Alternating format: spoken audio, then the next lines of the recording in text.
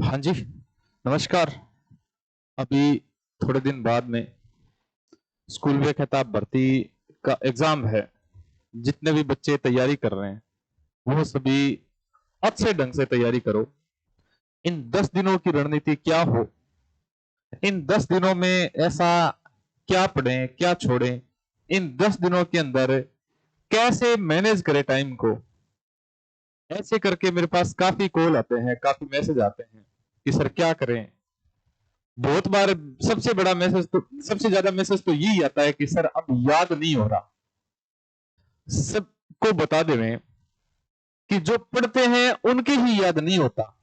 जो पढ़ाई छोड़ चुके हैं, जो घर पे काम करते हैं, जो खेतों में काम करते हैं, जो घरेलू काम करने वाली औरतें हैं, वो कभी कहती है क्या कि हमें याद नहीं होता। आप पढ़ते हो तभी आपके याद नहीं होता, ये अच्छी बात है। एक सकारात्मक बात यह है कि आप पढ़ते हो। हाथ उन्हीं के दुखते हैं जिनके हाथ होते हैं, पैर उन्हीं के दर्द करते हैं जिनके पैर होते हैं। आप तैयारी करते हो तब आप कंफ्यूज होते हो कि आपको याद हो रहा है कि नहीं हो रहा। ये एक प्रकार का सकारात्मक संदेश है आपके लिए। दूसरी, आपके लिए भय होना जरूरी है। मन में जब भय होगा तभी तैयारी होगी। कहते ना कि भय बिना प्रीत नहीं होती, भय बिना प्रीत नहीं। तो बिना भय के प्रीत अर्थात तैयारी नहीं होती। अब बात करते हैं कि 10 दिनों में तैयारी कैसे हो। इन 10 दिनों में अपने जो 2 साल तैयारी कर रहे थे, इन 10 दिनों में ऐसा क्या कर रहे हैं कि जो पीछे 5 सालों से तैयारी कर रहे हो। कोई 2022 से तैयारी कर रहा है, 2022 में थोड़े से नंबरों से रह गया तो अब दोबारा तैयारी कर रहा है। कई पहली बार तैयारी कर रहे हैं, उनका पहला अनुभव होगा तो पता नहीं क्या होगा। इन 10 दिनों में कैसे करें, क्या करें, इन सब सवालों के जवाब के लिए आज मैंने ये वीडियो बनाया है। उम्मीद करता हूं ये वीडियो आपके लिए बड़ा ही कारगर साबित होगा। इसमें आपको बहुत सारी चीजें तो सीखने को मिल जाएगी। सबसे बड़ी बात आपको ये बताऊं कि जिस दिन आपका चयन हो जाएगा, आपके घर, परिवार, समाज, रिश्तेदारी में रहने वाली 99% जो प्रॉब्लम्स है वो सारी की सारी सोल्व हो जाएगी। एक सकारात्मक संदेश ये है आपके लिए। जिस दिन आप नौकरी लग जाओगे, आपका सिलेक्शन हो जाएगा, आपके जो रोल नंबर है वो रिजल्ट वाली पीडीएफ में मिल जाएंगे, उस दिन आपके जीवन की 99.99% जो प्रॉब्लम्स होती है वो सोल्व हो जाएगी। अब आप ऐसे कहते हो कि सर नौकरी लगे हुए भी बहुत है, वो तो टेंशन में रहते हैं सारे दिन। वो देखो, जब तक जिंदगी चलती है तब तक तो समस्याएं रहती है, लेकिन जो बड़ी समस्याएं हैं उन सबका निराकरण आपके चयन से हो जाएगा। अब अपने बात करते हैं कि 10 दिनों की तैयारी में ऐसा क्या करें जो एक सकारात्मकता की ओर बढ़े, अपना चयन है वो निश्चित हो जाए। एक तो सबसे बड़ी बात मैं आपको ये बताऊं कि इन 10 दिनों में आप अपने इसका स्मरण करो, अपने माता पिता का स्मरण करो। भाई, अपने माता पिता को याद करो और मन में ये धारणा रखा करो कि माँ पिता ने जो आपके लिए सपने संजोए हैं, क्या आप हकदार हो उन सपनों को हकीकत में बदलने के लिए। इसके अलावा अपने मन से पूछो, मन में ही सोचो और सोचने के दौरान कि क्या मेरी तैयारी सही है, क्या मैंने 2 साल ईमानदारी से तैयारी की, क्या मैंने इन 2 सालों में जो पढ़ा है वो मेरे याद है। अब पढ़ाई कम करो और मनन ज्यादा करो। पढ़ाई कम और मनन ज्यादा। मनन ज्यादा ऐसे नहीं कि दुनियादारी के बारे में सोचो, मनन ज्यादा करो। किसके बारे में मनन ज्यादा करो? पढ़ाई के बारे में। पढ़ाई के बारे में मनन ज्यादा करो भी, ये जरूरी है आपके लिए। अब चल, भले ही 10 दिन बचे हैं तो 10 दिनों में ऐसे नहीं कि जी जान लगा दोगे 10 दिन में। प्रॉपर नींद आनी चाहिए आपको। इन जो 10 दिन है, इन 10 दिनों में प्रॉपर नींद, पूरी नींद आनी चाहिए आपको। समय से सोया करो, समय से उठा करो। कोई प्रकार की टेंशन नहीं लेनी है। टेंशन जरूरी है, लेकिन टेंशन नहीं लेनी है बिल्कुल भी, पूरी प्रॉपर नींद आपको आनी चाहिए।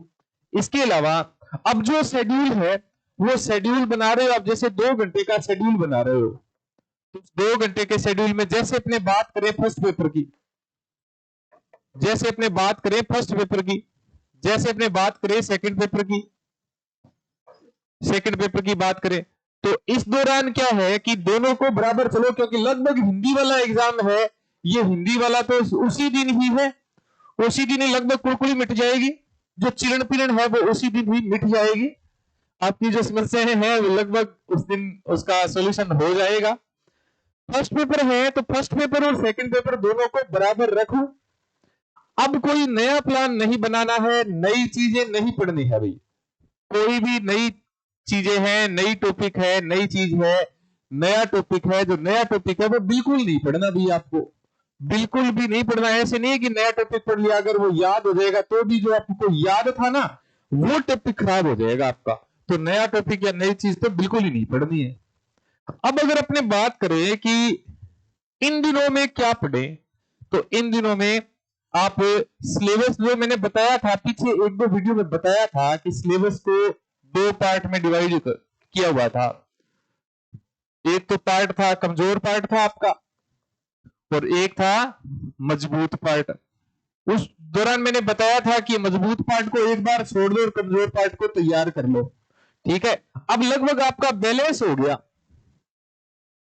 सिलेबस का बैलेंस हो गया कि अपने जो इतने अच्छे टॉपिक तैयार हो रहे हैं कि उन टॉपिकों के दौरान अगर टफ से टफ पेपर आ जाए तो भी अपना सिलेक्शन हो जाएगा, और एकदम इजी पेपर आ जाए तो भी सिलेक्शन हो जाएगा। आपकी तैयारी है वो इस लेवल पे होनी चाहिए कि पेपर क्या आना चाहिए,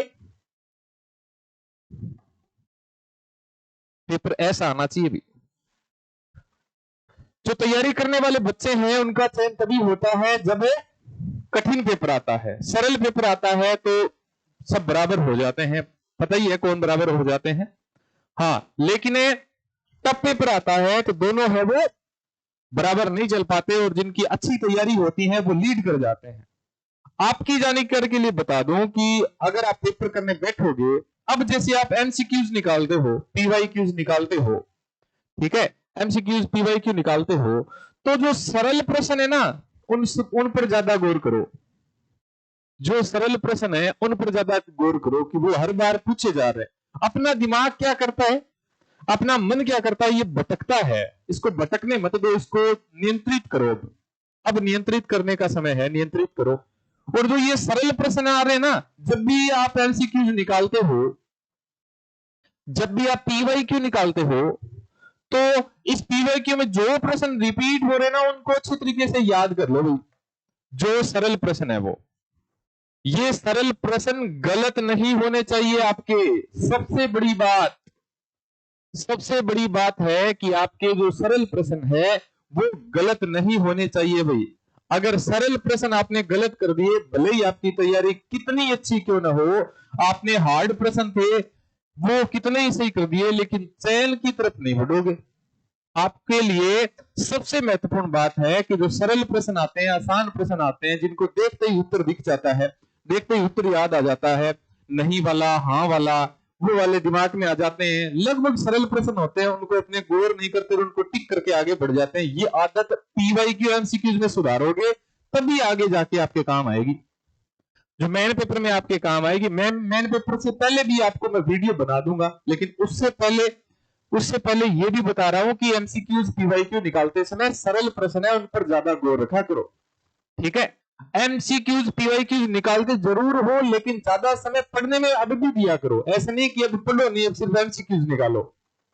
दिन में डिसाइड कर लो कि 1 घंटे अपने एमसीक्यूज निकालते हैं, समय मिला उस 1 घंटे में अपने एमसीक्यूज निकालते हैं, बाकी समय अपने पढ़ेंगे, पढ़ाई करेंगे। 1 घंटे ज्यादा से ज्यादा 2 घंटे दे सकते हो पीवाईक्यू एमसीक्यूज को, बाकी आप पढ़ाई करो। इसके अलावा सबसे बड़ी बात है अपनी तबीयत का विशेष ध्यान रखो भैया। अभी अब आप कहोगे कि सर तबीयत तो ठीक हो जाएगी, कोई बात नहीं, सिलेक्शन हो जाएगा, तो लेकिन ये तबीयत बहुत मायने रखती है आपके चयन में, बहुत मायने रखती है भाई आपके चयन में, तबीयत बहुत मायने रखती है आपके चयन में। मैं खुद उससे भुगता हुआ हूं, मैंने खुद इसको झेला है।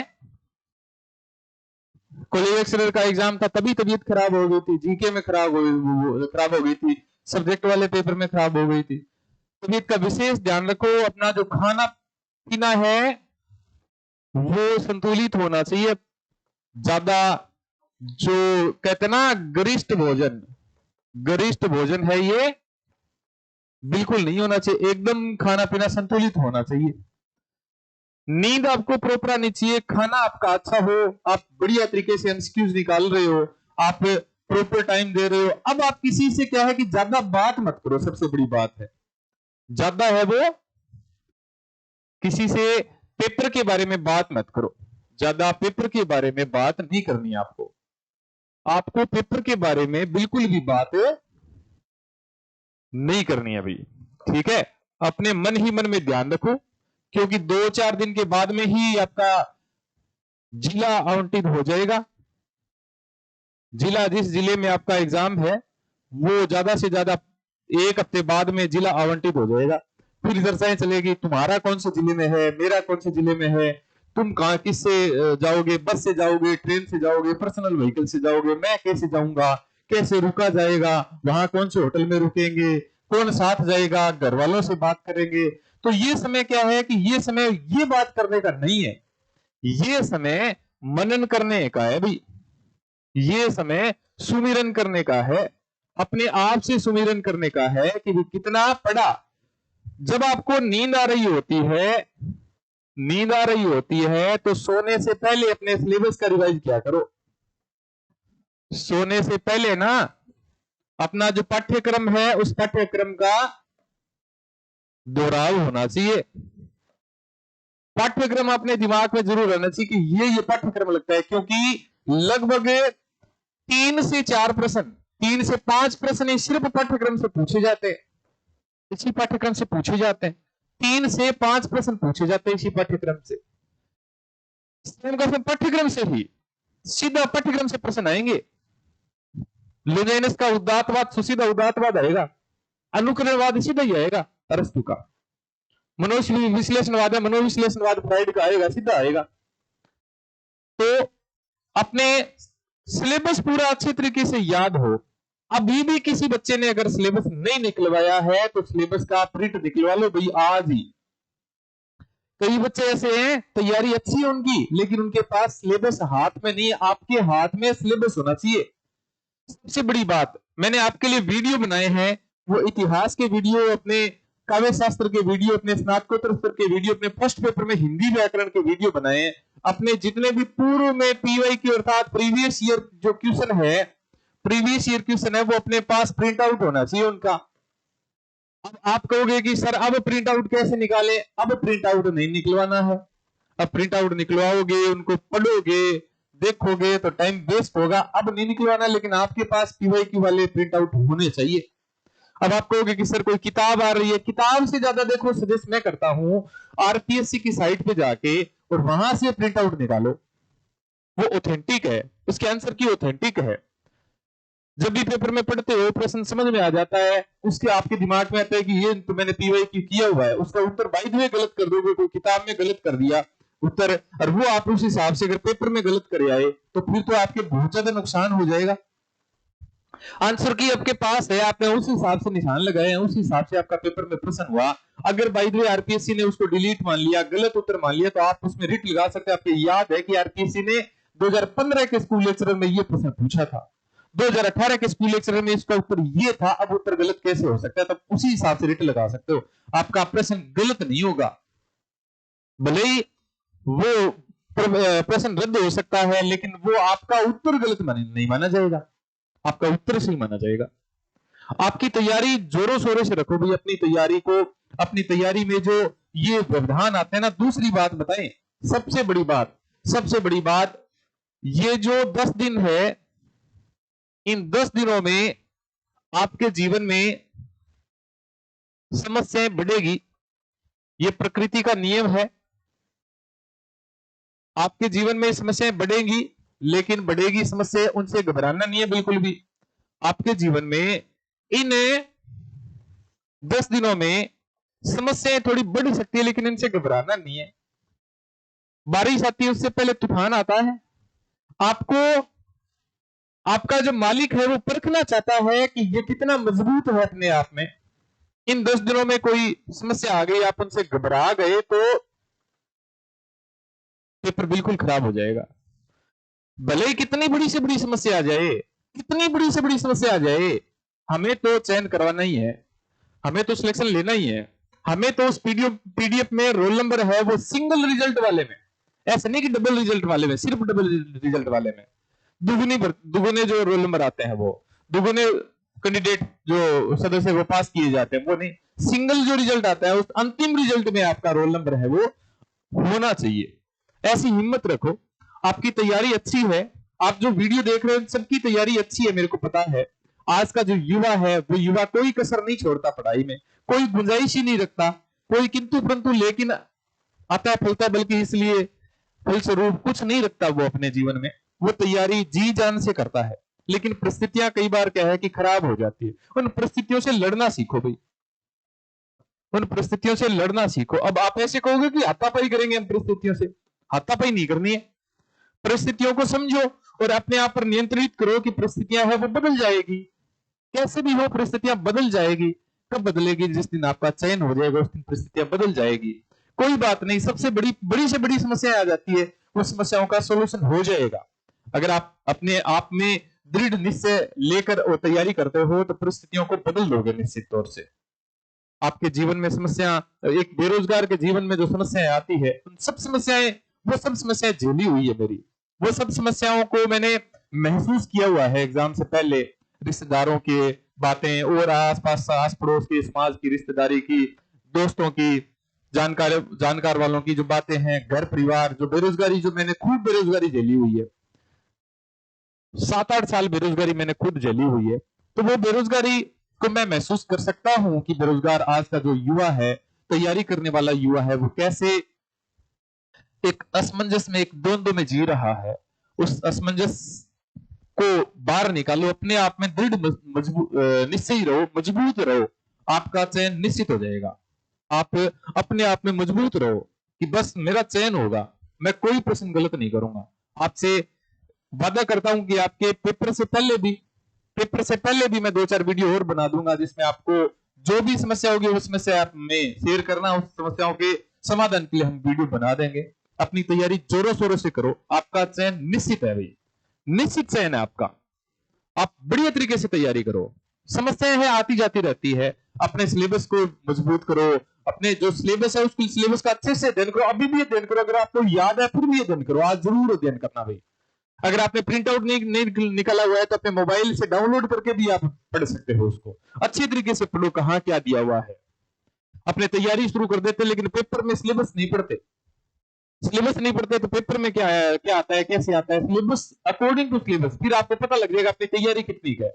आज ईमानदारी से आप एक काम करना, सभी बच्चे अपने सिलेबस को पढ़ेंगे और सोचेंगे कि अपनी तैयारी कैसी है, अपने खुद आकलन हो जाएगा, अपना दिमाग कह देगा।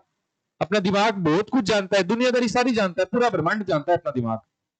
वो सब बातें बता देगा कि भी ये सिलेबस कमजोर है, ये वाला अच्छा है, ये मेरे याद है, ये नहीं याद है। सिलेबस पढ़ोगे ना, अपना दिमाग ऑटोमेटिक बता देगा, किसी से पूछने की जरूरत नहीं है, हमसे पूछने की बिल्कुल जरूरत नहीं है, खुद अपना दिमाग बता देगा कि आपकी तैयारी कैसी है। मिलते हैं अगले वीडियो में, बढ़िया तरीके से तैयारी करो भाई। धन्यवाद।